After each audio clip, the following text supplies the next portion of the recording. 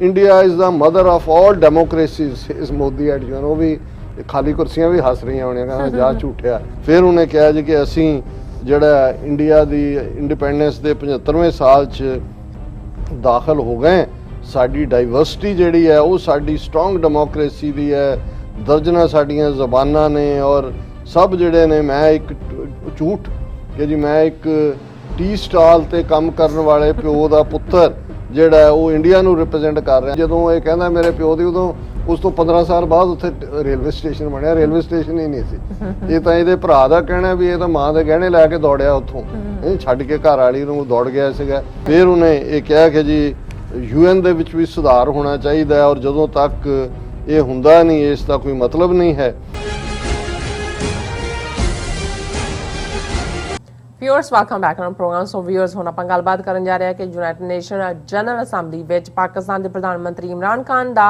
Message ਪੜਿਆ ਗਿਆ ਤੇ ਮੋਦੀ ਖੁਦ ਬੋਲਣ ਲਈ ਆਇਆ। ਦੋਨੋਂ ਮੁਲਕਾਂ ਦੇ ਨੁਮਾਇੰਦਿਆਂ ਵਿਚਾਲੇ ਰਾਈਟ ਟੂ ਰਿਸਪੌਂਸ ਦੇ ਥੱਲੇ ਕਾਫੀ ਨੋਕ-ਝੋਕ ਜਿਹੜੀ ਹੋਈ। ਇਹ ਨੋਕ-ਝੋਕ ਆਪਣੇ ਆਪਣੇ ਮੁਲਕਾਂ ਦੇ ਲੋਕਾਂ ਲਈ ਸੀ, ਕਿਉਂਕਿ ਯੂਨਾਈਟਿਡ ਨੇਸ਼ਨਸ ਵਿੱਚ ਤਾਂ ਖਾਲੀ ਕੁਰਸੀਆਂ ਹੀ ਪਈਆਂ ਹੋਈਆਂ ਸਨ। ਸੋ ਇਸ ਬਾਰੇ ਆਪਾਂ ਗੱਲਬਾਤ ਕਰਨ ਜਾ ਰਹੇ ਹਾਂ। ਸੋ ਅਸੀਂ ਚਾਹਾਂਗੇ ਕਿ ਤੁਸੀਂ ਇਸੇ ਤਰ੍ਹਾਂ ਹੀ ਬਣੇ ਰਹਿਣਾ। ਦੇਖਣ ਸੁਣਨ ਲਈ ਲਿਖਣ ਲਈ ਤੁਹਾਡਾ ਸਭ ਦਾ ਬਹੁਤ ਬਹੁਤ ਸ਼ੁਕਰੀਆ ਜੀ। ਰਾਜ ਸਾਹਿਬ, ਕੀ ਕਹਿਣਾ ਚਾਹੋਗੇ? ਦੇਖੋ, ਸਾਡੇ ਇੱਕ ਵਿਊਅਰ ਨੇ ਲਿਖਿਆ ਕਿ ਵੀ ਤੁਸੀਂ ਸ਼ੂਦਰ ਲਫ਼ਜ਼ ਨਾ ਇਸਤੇਮਾਲ ਕਰਿਆ ਕਰੋ ਕਿਉਂਕਿ ਇਹ ਉਹ ਵੀ ਹਿਊਮਨ ਬੀਇੰਗ ਨੇ। ਗੱਲ ਇਹ ਨਹੀਂ ਹੈ ਕਿਉਂਕਿ ਬ੍ਰਾਹਮਣਵਾਦ ਦਾ ਜਿਹਦਾ ਝੰਡਾ ਇਹਨਾਂ ਨੇ ਚੁੱਕਿਆ ਹੋਇਆ ਹੈ ਜੀ, ਇਹ ਨੇ ਜਿਨ੍ਹਾਂ ਨੇ ਸ਼ੂਦਰ ਬਣਾਏ ਨੇ। ਬਿਲਕੁਲ, ਅਸੀਂ ਤਾਂ ਹਮੇਸ਼ਾ ਹੀ ਜਿਹੜੇ ਸਾਡੇ ਨਾਲ ਜੁੜੇ ਹੋਏ ਨੇ ਸਾਰੇ ਪੀਰੀਅਡ ਤੋਂ ਚੰਗੀ ਤਰ੍ਹਾਂ ਸਮਝਦੇ ਨੇ ਕਿ ਭਾਈ ਅਸੀਂ ਕਿਵੇਂ ਇਸ ਬ੍ਰਾਹਮਣਵਾਦ ਦੀ ਆਈਡੀਓਲੋਜੀ ਨੂੰ lock stock and barrel destroy ਕਰਨ ਦੇ ਲਈ ਕੰਮ ਕਰ ਰਹੇ ਹਾਂ। ਸੋ ਬਹੁਤ ਵਾਰ ਜਿਹੜੀ ਟਰਮ ਤੁਸੀਂ ਦੂਸਰੇ ਲਈ ਕੋਇਨ ਕੀਤੀ ਹੁੰਦੀ ਹੈ, ਜਦੋਂ ਤੁਹਾਨੂੰ, ਜਿਵੇਂ ਅਸੀਂ ਨਿਊਕਲੀਅਰ ਹਵਾਲੇ ਨਾਲ ਕਹਿੰਦੇ ਹਾਂ ਜੀ 5 ਨਿਊਕਲੀਅਰ ਬ੍ਰਾਹਮਣ ਬੈਠੇ ਨੇ UN ਸਿਕਿਉਰਿਟੀ ਕਾਉਂਸਲ, ਬਾਕੀ ਜਿਹੜੀ 4-5 ਤਾਕਤਾਂ ਨੇ ਉਹ ਨਿਊਕਲੀਅਰ ਸ਼ੂਦਰ ਨੇ। ਸੋ ਮਤਲਬ ਇਹ ਨਹੀਂ ਹੈ ਕਿ ਵੀ ਉਹ ਹਿਊਮਨ ਬੀਇੰਗਸ ਲਈ ਜਾਂ ਅਸੀਂ ਕੋਈ ਉਹਨਾਂ ਦੇ ਸ਼ੂਦਰ ਸਿਸਟਮ ਨੂੰ, ਔਰ ਬਹੁਤ ਵਾਰ ਮੈਂ ਨਾਲ ਕਹਿੰਦਾ ਬਈ ਬ੍ਰਾਹਮਨਸ ਡੈਕਰੀ ਕਿ ਇਹਨਾਂ ਦੇ ਦਾ ਇਹ ਹੈ ਕਹਿਣਾ, ਅਸੀਂ ਇਸ ਦੇ ਵਿੱਚ ਬਿਲਕੁਲ ਨਹੀਂ ਕਰਦੇ ਹਾਂ ਔਰ ਇਹ ਅਸੀਂ ਜਿਹੜਾ ਨਾਲੇ ਇੱਕ ਮੈਨੂੰ ਮਿਲੇ ਸੀ ਵਿਊਅਰ ਸਾਡੇ, ਉਹ ਸਰਬਜੀਤ ਸਿੰਘ ਜੀ ਸੀ, ਉਹ ਕਹਿ ਰਹੇ ਸੀ ਕਿ ਹਿੰਦੂਤਵਾ ਨਹੀਂ ਯੂਜ਼ ਕਰਿਆ ਕਰੋ, ਘੱਟ ਯੂਜ਼ ਕਰਿਆ ਕਰੋ, ਤੁਸੀਂ ਹਿੰਦੂਵਾਦੀ ਕਿਹਾ ਕਰੋ, ਜਿੱਦਾਂ ਸਾਨੂੰ ਅੱਤਵਾਦੀ ਕਹਿੰਦੇ ਆ। ਨਹੀਂ, ਉਹ ਦੇਖੋ ਅਸੀਂ ਇਹ ਵੀ ਦੱਸ ਦਈਏ ਕਿ ਹਿੰਦੂਤਵਾ ਔਰ ਹਿੰਦੂ ਧਰਮ ਇਹ ਦੋ ਅੱਡ-ਅੱਡ ਚੀਜ਼ਾਂ ਨੇ। ਅਸੀਂ ਹਿੰਦੂ ਧਰਮ ਨੂੰ ਕਿਨੇ ਕੀ ਮੰਨਣਾ ਹੈ, ਉਹਨਾਂ ਨੇ ਗਊ ਮੂਤਰ ਪੀਣਾ ਹੈ ਕਿ ਉਹਨਾਂ ਨੇ, ਹਾਂ ਜੇ ਤੂੰ ਹਿੰਦੂਤਵਾ, ਕਿਉਂਕਿ ਪਾਵਰ ਦੇ ਵਿੱਚ ਜਿਹੜੀ ਅੱਜ ਪਾਰਟੀ ਹੈ ਉਹ ਹਿੰਦੂਤਵਾ ਦੀ ਆਈਡੀਓਲੋਜੀ ਲਾਗੂ ਕਰਨਾ ਚਾਹੁੰਦੀ ਹੈ, ਸਭ ਨੂੰ ਗਊ ਮੂਤਰ ਪਿਉਣਾ ਚਾਹੁੰਦੀ ਹੈ ਨੈਸ਼ਨਲ ਡਰਿੰਕ ਬਣਾ ਕੇ। ਸੋ ਤੁਸੀਂ ਆਪਣੇ ਘਰਾਂ 'ਚ ਕੀ ਕਰਦੇ ਹੋ ਉਹ ਤੁਹਾਡਾ ਹੱਕ ਹੈ। ਸੋ ਇਸ ਲਈ ਅਸੀਂ ਰਾਦਰ ਬਹੁਤ ਪਹਿਲਾਂ ਜਦੋਂ ਇਹ ਹਿੰਦੂਤਵਾ ਵਾਲਿਆਂ ਕੋਲ ਪਾਵਰ ਨਹੀਂ ਸੀ, ਬ੍ਰਾਹਮਣਵਾਦ ਲਫ਼ਜ਼ ਜ਼ਿਆਦਾ ਇਸਤੇਮਾਲ ਕਰਦੇ ਸੀ, ਪਰ ਕਿਉਂਕਿ ਉਦੋਂ ਵੀ ਸਾਡਾ ਇਹ ਕਹਿਣਾ ਸੀ ਕਿ ਬ੍ਰਾਹਮਣਵਾਦ ਇੱਕ ਆਈਡੀਓਲੋਜੀ ਹੈ,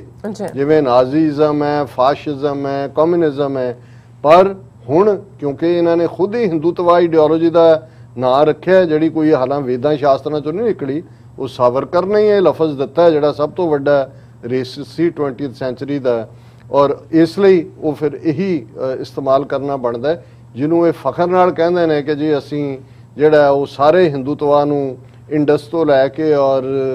ਤ੍ਰਿਵੇਂਦਰਮ ਤੱਕ, ਕੰਨਿਆ ਕੁਮਾਰੀ ਤੱਕ ਸਭ ਹਿੰਦੂਤਵੀ ਨੇ, ਇਸ ਲਈ ਅਸੀਂ ਇਸਤੇਮਾਲ ਕਰਦੇ। ਹੁਣ ਗੱਲ ਅਸੀਂ ਯੂਨਾਈਟਿਡ ਨੇਸ਼ਨਸ ਜਨਰਲ ਅਸੈਂਬਲੀ ਦੇ ਵਿੱਚ, ਜੇ ਤੁਸੀਂ ਉੱਥੋਂ ਦੀ ਟਰੂਥ ਦੇਖੋ, ਪਹਿਲਾ ਦਿਨ ਜਿਸ ਦਿਨ ਪ੍ਰੈਜ਼ੀਡੈਂਟ ਅਮਰੀਕਾ ਦਾ ਬੋਲਦਾ ਹੈ ਔਰ ਸੈਕਟਰੀ ਜਨਰਲ ਬੋਲਦਾ ਹੈ, ਉਦਣ ਭਰਿਆ ਹੁੰਦਾ ਹੈ ਔਰ ਬਿਗਨਿੰਗ ਬਾਅਦ 'ਚ ਤਾਂ ਫਿਰ ਸਾਰੇ ਕੋਈ ਸ਼ਾਪਿੰਗ ਕਰ ਰਿਹਾ ਹੁੰਦਾ, ਕੋਈ ਥੀਏਟਰ ਦੇਖ ਰਿਹਾ ਹੁੰਦਾ, ਕੋਈ ਕਿਤੇ ਹੋਰ ਗਿਆ ਹੁੰਦਾ, ਖਾਲੀ ਕੁਰਸੀਆਂ ਹੁੰਦੀਆਂ ਨੇ। ਲੇਕਿਨ ਜੇ ਹੁਣ ਤੁਸੀਂ ਇੰਡੀਆ ਔਰ ਪਾਕਿਸਤਾਨ ਦਾ ਜਦੋਂ ਲਫ਼ਜ਼ ਪੈਟ ਇਸਤੇਮਾਲ ਹੁੰਦਾ ਹੈ ਤੇ ਉਹਦਾ ਮਤਲਬ ਇਹੀ ਹੈ ਕਿ ਵੀ ਤੂੰ ਕੁੱਤਾ ਇਹੀ ਹੁੰਦੀ ਹੈ, ਥੂ ਇੱਕ ਦੂਜੇ ਨੂੰ ਕਰ। ਪਰ ਉਹ ਆਪਣੀਆਂ ਜਿਹੜੀਆਂ ਨੇ ਭੀੜਾਂ ਦੇ ਲਈ ਹੁੰਦਾ ਹੈ ਜਾਂ ਆਪਣੇ ਲੋਕਾਂ ਦੇ ਲਈ ਹੁੰਦਾ ਹੈ, ਕਿਉਂਕਿ ਉਹ ਤੁਸੀਂ ਉਹਦੇ 'ਚ ਸਬਮਿਟ ਕਰਾ ਦਿੰਦੇ ਹੋ। ਔਰ ਇਸ ਵਾਰ ਚੰਗੀ ਗੱਲ ਸੀ ਕਿ ਪ੍ਰਾਈਮ ਮਿਨਿਸਟਰ ਇਮਰਾਨ ਖਾਨ ਖੁਦ ਨਹੀਂ ਆਏ, ਉਹਨਾਂ ਦੇ ਫੋਰਨ ਮਿਨਿਸਟਰ ਆਏ, ਪਰ ਉਹਨਾਂ ਨੇ ਐਡਰੈਸ ਕਰਨ ਤੋਂ ਬਾਅਦ ਜਿਹੜਾ ਉਹਨਾਂ ਨੇ ਕਿਹਾ ਵੀ ਸਾਡੇ ਜਿਹੜੇ ਨੇ ਪ੍ਰਾਈਮ ਮਿਨਿਸਟਰ ਸਾਹਿਬ, ਉਹਨਾਂ ਦਾ ਮੈਸੇਜ ਹੋਏਗਾ। ਔਰ ਹਾਲਾਂਕਿ ਅਸੀਂ ਉਹਨਾਂ ਦੇ ਇਮਰਾਨ ਖਾਨ ਸਾਹਿਬ ਦੀ ਜਿਹੜੀ ਹੈ ਕੰਪਲੀਟ ਜਿਹੜੀ ਹੈ ਟਰਾਂਸਕ੍ਰਿਪਟ ਕੱਢੀ ਹੈ ਉਹਨਾਂ ਦੀ ਸਪੀਚ ਦੀ, ਪਰ ਉਸ ਦੇ ਲਈ ਵਕਤ ਨਹੀਂ ਹੈ ਕਿ ਉਹਨੂੰ ਅਸੀਂ ਜਿਹੜਾ ਉਹ ਡਿਸਕਸ ਕਰ ਸਕੀਏ। ਪਰ ਕੁੱਲ ਮਿਲਾ ਕੇ ਉਹਨਾਂ ਨੇ ਜਿਵੇਂ 2019 ਦੇ ਵਿੱਚ ਜਦੋਂ ਉਹਨਾਂ ਨੇ ਇਨ ਪਰਸਨ ਐਡਰੈਸ ਕੀਤਾ ਸੀ, ਉਵੇਂ ਹੀ ਬੜੀ ਸਟਰੋਂਗ ਲੈਂਗੁਏਜ ਦੇ ਵਿੱਚ ਇਸਲਾਮੋਫੋਬੀਆ, ਅਮਰੀਕਾ ਨੂੰ ਵੀ ਉਹਨਾਂ ਨੇ ਲਿਆ ਕਿ ਵੀ ਤੁਸੀਂ ਉੱਥੇ ਜੋ ਅਫਗਾਨਿਸਤਾਨ ਦੇ ਵਿੱਚ ਕੀਤਾ, ਔਰ ਅਫਗਾਨਿਸਤਾਨ ਦੀ ਗੱਲ ਕਰਦੇ ਆ ਵਿਦ ਫੁੱਲ ਪੈਸ਼ਨ ਸਨ ਇਮਰਾਨ ਖਾਨ ਸਾਹਿਬ, ਕਿਉਂਕਿ ਉਹਨਾਂ ਨੇ 20 ਸਾਲ ਕੰਸਿਸਟੈਂਟ ਉਹਨਾਂ ਦੀ ਪੋਜੀਸ਼ਨ ਸੀ ਕਿ ਇਹ ਮਿਲਟਰੀ ਸੋਲੂਸ਼ਨ ਨਹੀਂ ਹੈ, ਪੋਲੀਟੀਕਲ ਸੋਲੂਸ਼ਨ ਹੈ। ਹੁਣ ਵੀ ਉਹਨਾਂ ਨੇ ਕਿਹਾ ਕਿ ਭਾਈ ਤੁਸੀਂ ਤਾਲਿਬਾਨ ਨੂੰ ਐਨਗੇਜ ਕਰੋ, ਉਹਨਾਂ ਦੀ ਮਦਦ ਕਰੋ, ਔਰ ਜਿਹੜਾ ਹੈ ਉਹੀ ਤੁਹਾਡੇ ਕੋਲ ਲੀਵਰੇਜ ਹੈ ਜੇ ਤੁਸੀਂ ਉਸ ਗੱਲਬਾਤ ਨੂੰ ਅੱਗੇ ਤੋਰਨਾ ਹੈ। ਕਸ਼ਮੀਰ ਦੇ ਮੁੱਦੇ ਦੇ ਉੱਤੇ ਵੀ ਉਹਨਾਂ ਨੇ ਫਰਮਲੀ ਜਿਹੜਾ ਹੈ ਉਹ ਐਜ਼ ਜਿਵੇਂ ਕਸ਼ਮੀਰੀਆਂ ਦੇ ਐਂਬੈਸਡਰ ਦੇ ਤੌਰ ਤੇ ਉਹਨਾਂ ਨੇ ਪਹਿਲਾਂ ਕਿਹਾ ਸੀ ਕਿ ਭਾਈ ਅਸੀਂ ਗੱਲ ਕਰਦੇ ਹਾਂ। ਉਹਨਾਂ ਨੇ ਇਸ ਸਾਰੇ ਦੇ ਉੱਤੇ ਬੜਾ ਸਟਰੋਂਗ, ਔਰ ਜੋ ਭਾਰਤ ਦੇ ਵਿੱਚ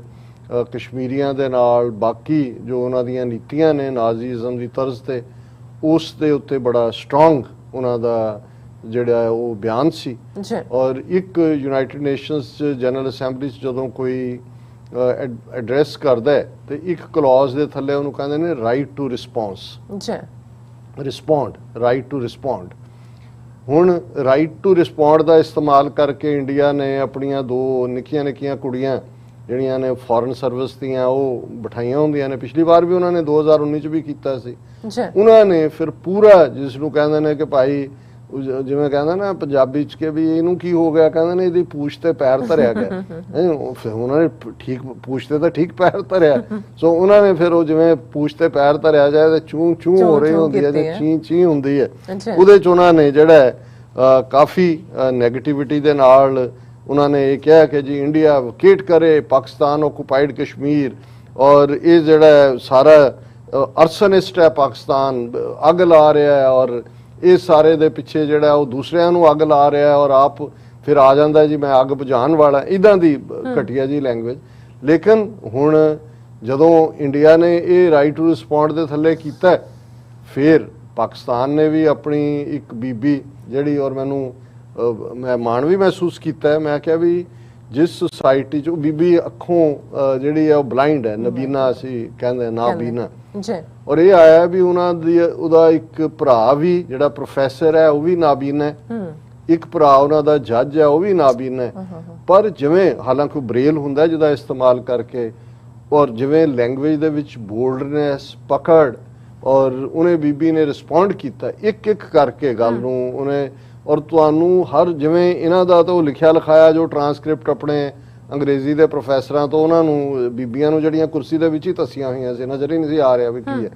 ਲੇਕਿਨ ਇਹ ਬੀਬੀ ਨੇ ਭਾਰੇ ਗੂੜੇ ਅੰਦਾਜ਼ ਦੇ ਵਿੱਚ ਆਪਣੇ ਮੁਲਕ ਦਾ ਕੇਸ, ਕਸ਼ਮੀਰੀ ਲੋਕਾਂ ਦੀ ਪੀੜ, ਔਰ ਉਸ ਸਾਰੇ ਨੂੰ ਔਰ ਇਹਨਾਂ ਨੂੰ ਚੰਗੀ ਤਰ੍ਹਾਂ ਜਿਹੜਾ ਉਹ ਭੰਨਿਆ। ਔਰ ਕਿਉਂਕਿ ਇਮਰਾਨ ਖਾਨ ਪਹਿਲਾਂ ਬੋਲੇ ਜਿੱਦਣ ਵਾਈਟ ਹਾਊਸ ਦੇ ਬਾਹਰ ਅਸੀਂ ਜਿਹੜਾ ਉਹ ਗੋ ਬੈਕ ਕਰ ਰਹੇ ਸੀ, ਹੁਣ ਮੈਂ ਬਾਰ-ਬਾਰ ਨਹੀਂ ਕਹਿਣਾ ਕੁੱਤਿਆਂ ਦੀ ਯੂਨੀਅਨ ਵਾਲੇ ਬਾਹਰ ਨਾ ਆ ਕੇ ਇਕੱਠੇ ਆ ਜਾਣ ਕਿ ਭਾਈ ਤੁਸੀਂ ਇੰਨੇ ਵਫਾਦਾਰ ਜਾਨਵਰ ਨੂੰ ਕਿਸ ਘਟੀਆ ਇਨਸਾਨ ਦੇ ਨਾਲ ਮਿਲਾ ਰਹੇ ਹੋ। ਤੇ ਉਦਾਂ ਹੀ ਇਮਰਾਨ ਖਾਨ ਸਾਹਿਬ ਦਾ ਸੀ ਮੈਸੇਜ, ਇਸ ਲਈ ਅਸੀਂ ਵਾਪਸ ਮੁੜਦੇ ਆ, ਇਸ ਨੂੰ ਡਿਸਕਸ ਨਹੀਂ ਸੀ ਕਰ ਸਕੇ। ਔਰ ਮੋਦੀ ਨੇ ਫਿਰ ਜ਼ਾਹਰ ਹੈ ਸੈਚਰਡੇ ਖਾਲੀ ਕੁਰਸੀਆਂ ਨੂੰ ਐਡਰੈਸ ਕੀਤਾ, ਔਰ ਉਹੀ ਝੂਠ ਕਿ ਜੀ ਉਹਨਾਂ ਨੇ ਹੈਡਲਾਈਨ ਲਾਇਆ India is the mother of all democracies is Modi at you, ਉਹ ਵੀ ਖਾਲੀ ਕੁਰਸੀਆਂ ਵੀ ਹੱਸ ਰਹੀਆਂ ਹੋਣੀਆਂ, ਕਹਿੰਦਾ ਜਾ ਝੂਠਿਆ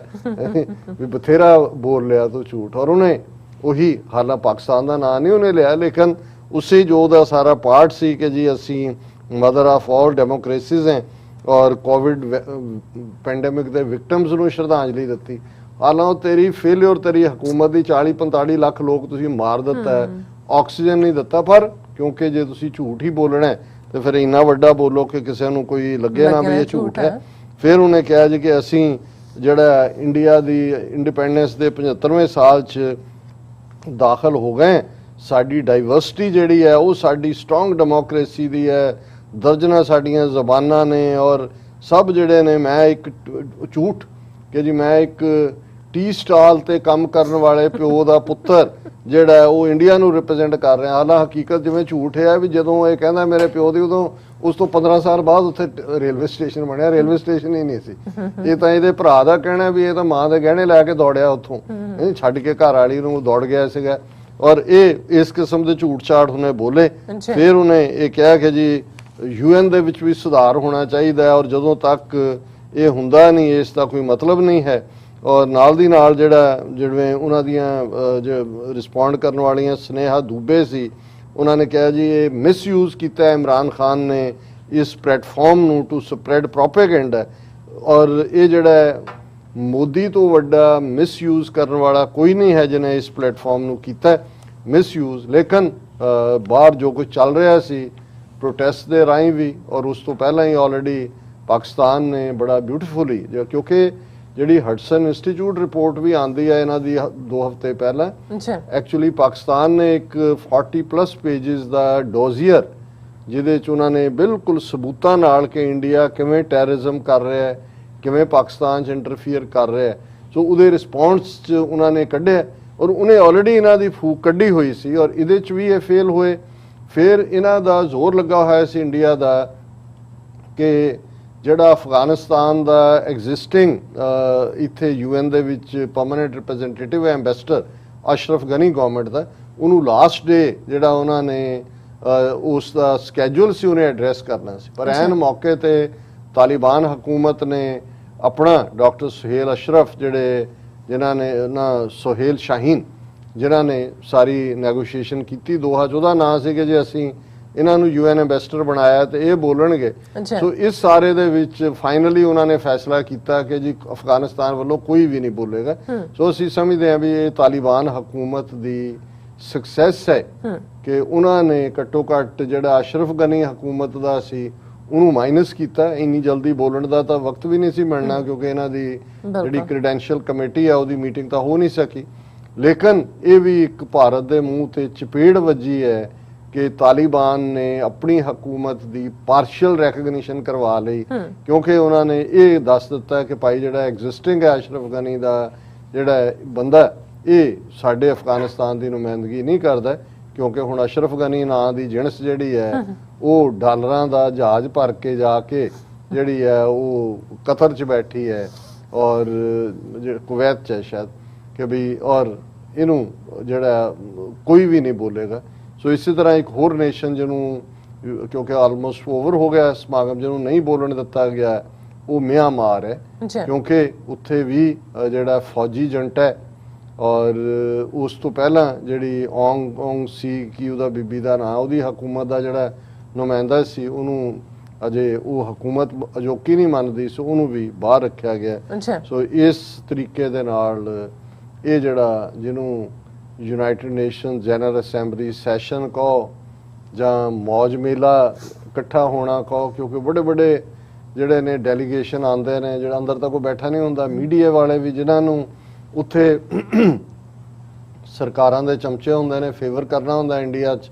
ਸਭ ਗੋਦੀ ਮੀਡੀਆ ਦਾ ਜਹਾਜ਼ ਭਰ ਕੇ ਇੱਥੇ ਲਿਆਂਦਾ ਹੋਇਆ ਸੀ ਪਰ ਉਹਨਾਂ ਨੂੰ ਤਾਂ ਗੋ ਬੈਕ ਤੋਂ ਬਿਨਾਂ ਕੁਝ ਸੁਣਿਆ ਨਹੀਂ। ਹਾਂ ਇੱਥੋਂ ਜਿਹੜਾ ਉਹ ਖਰੀਦਦਾਰੀ ਕਰਕੇ ਜ਼ਰੂਰ ਗਏ ਹੋਣਗੇ ਲੇਕਿਨ ਉੱਥੇ ਵਾਪਸ ਪਹੁੰਚਦੇ ਆ ਮੋਦੀ ਦਾ ਤੁਸੀਂ ਦੇਖੋ 에ਅਰਪੋਰਟ ਦੇ ਨੇੜੇ ਇੱਕ ਨਿੱਕੀ ਜਿਹੀ ਸਟੇਜ ਬਣਾ ਕੇ ਔਰ ਫੇਕ ਨਿਊਜ਼ ਦੀ ਗੱਲ ਤੁਸੀਂ ਦੇਖੋ ਕਿਸ ਹੱਦ ਤੱਕ ਨਿਊਯਾਰਕ ਟਾਈਮਸ ਪੇਪਰ ਦਾ ਇੱਕ ਹੈਡਿੰਗ ਬਣਾ ਕੇ ਉਹਦੇ 'ਚ ਫੇਕ ਨਿਊਜ਼ ਕੀਤੀ ਕਿ ਜੀ ਮੋਦੀ ਨੇ ਅਮਰੀਕਾ ਜਿੱਤ ਲਿਆ ਔਰ ਅਮਰੀਕਾ ਦੇ ਲੋਕਾਂ ਨੇ ਕਿਹਾ ਜੇ ਇਸ ਅਰਥ ਦੇ ਉੱਤੇ ਇਸ ਧਰਤੀ ਤੇ ਕੋਈ ਹੋਪ ਹੈ ਤੇ ਉਹ ਮੋਦੀ ਹੈ ਔਰ ਉਹ ਉਹਨਾਂ ਨੇ ਕਰਤਾ। ਔਰ ਮੈਨੂੰ ਕਿਸੇ ਨੇ ਚੰਗੇ ਭਲੇ ਨੇ ਕਿਹਾ ਕਹਿੰਦਾ ਜੀ ਉੱਥੇ ਤਾਂ ਤੁਸੀਂ ਕਹਿੰਦੇ ਹੋ ਇਵੇਂ ਹੋਇਆ ਉਹ ਤਾਂ ਮੈਂ ਕਿਹਾ ਉਹ ਫੇਕ ਨਿਊਜ਼ ਹੈ। ਉਹ ਕਹਿੰਦਾ ਜੀ ਮੈਨੂੰ ਤਾਂ WhatsApp ਤੇ ਆਇਆ। ਮੈਂ ਕਿਹਾ ਬਈ ਉਹ WhatsApp ਯੂਨੀਵਰਸਿਟੀ ਨਹੀਂ ਬਣਾਇਆ ਕਿ ਵੀ ਕਿਵੇਂ ਇਹਨਾਂ ਨੇ ਔਰ ਮੈਂ ਕਿਹਾ ਵੀ ਇਹ ਤਾਂ ਫਿਰ ਤੁਸੀਂ ਅਮਰੀਕਾ 'ਚ ਜਿਵੇਂ ਕਿਸੇ ਨੇ ਕਿਹਾ ਕਹਿੰਦੇ ਮੈਂ ਸਾਰੇ ਚੈਨਲ ਦੇਖ ਮਾਰੇ ਮੈਂ ਦੂਜਾ ਕਿਤੇ ਮੋਦੀ ਨਜ਼ਰ ਨਹੀਂ ਆਇਆ ਹਾਲਾਂ ਪ੍ਰੋਟੈਸਟ ਕਹਿੰਦੇ ਨਜ਼ਰ ਆਏ ਮੋਦੀ ਦਾ ਚਿਹਰਾ ਹੀ ਨਹੀਂ ਨਜ਼ਰ ਆਇਆ। ਸੋ ਕੁੱਲ ਮਿਲਾ ਕੇ ਮੈਂ ਸਮਝਦਾ ਹਾਂ ਕਿ ਭਾਈ ਮੋਦੀ ਉਸ ਦੀ ਹਕੂਮਤ ਦੇ ਦਲਾਲ ਔਰ ਉਹਨਾਂ ਦੇ ਟੌਂਟ ਬਟੌਂਟ ਇਸ ਫੇਰੀ ਨੂੰ ਚੰਗੀ ਤਰ੍ਹਾਂ ਯਾਦ ਰੱਖਣਗੇ। ਉਹਨਾਂ ਲਈ ਉਹ ਹਿੰਦੀ 'ਚ ਕਹਿ ਸਕਦਾ ਮੋਦੀ ਵੀ ਆਪਣੀ ਡਾਇਰੀ 'ਚ ਲਿਖ ਸਕਦਾ ਹੈ ਕਿ ਜਿਹੜੀ ਹੈ ਨਾ ਭੁੱਲਣ ਵਾਲੀ ਫੇਰੀ ਜਿਹੜੀ ਹੈ ਉਹ ਬਣ ਗਈ ਅਵਿਸਰਨੀ ਹੈ ਜਿਹਨੂੰ ਭੁੱਲੇ ਹੀ ਨਾ ਅਨਫੋਰਗੇਟੇਬਲ। ਜੀ ਡਾਕਟਰ ਸਾਹਿਬ ਤੁਹਾਡਾ ਬਹੁਤ ਬਹੁਤ ਸ਼ੁਕਰੀਆ। ਸੋ ਇੱਥੇ ਲੈਣੇ ਬ੍ਰੇਕ ਵਿਊਅਰਸ ਦੋਸਤਾਂ ਇਸੇ ਤਰ੍ਹਾਂ ਹੀ ਬਣੇ ਰਹਿਣਾ ਮਿਲਦੇ ਹਾਂ ਛੋਟੇ ਜਿਹੇ ਵਕਫੇ ਤੋਂ ਬਾਅਦ।